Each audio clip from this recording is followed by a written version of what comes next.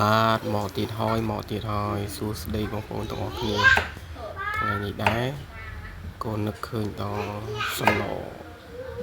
ចិនមកខ្មែរយើងទេតែពីច្រើនគឺបងប្អូនចូលចិត្ត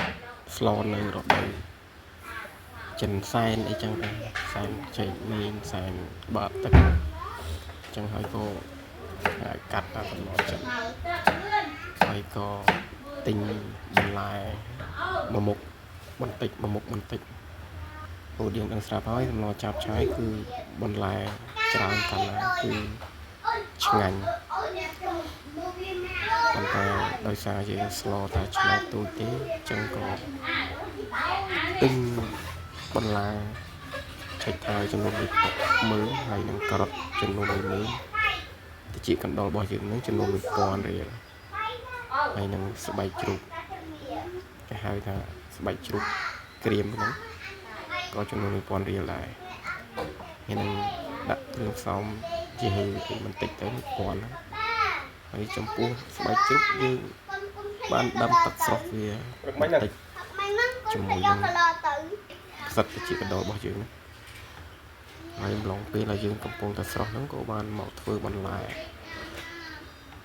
លាងទុកដាក់ឲ្យបានស្អាតមានស្បែកបូកគោមាន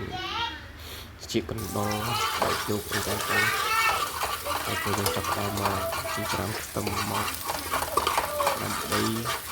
លីងវាបន្តិចឲ្យវាបានឈ្ងុយយើងមិនបាច់ឲ្យខ្ទឹមរហូតដល់ក្រហមខ្លាំងទេគឺឲ្យតែរីកឈ្ងុយបន្តិចគឺដាក់សាច់ចូលទៅជួបច្បល់គ្នាដាក់គ្រឿងមានអីច្រើនទេគ្រឿងយើងមានស្ករអំបិលប៊ីចេងហ្នឹងឯងនិង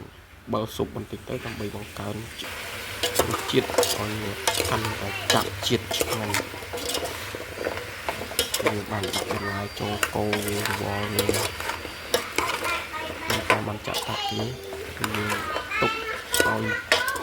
ទឹកវាចេញពីសាច់ចេញពីបន្លែឲ្យវាចូលជាតិគ្នាឲ្យកាន់អាអែម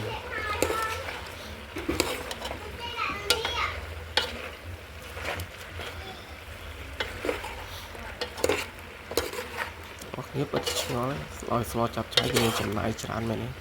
តែចំណែកខ្ញុំគឺចំណាយតែ15000រៀលតែប៉ុណ្ណោះទិញមុខនេះតិចនោះតិចដើម្បីមកឲ្យវាចូលគ្នាឆ្អឹងជ្រូកក៏ចំនួន1កាំដែរមានទិញអីច្រើនទេ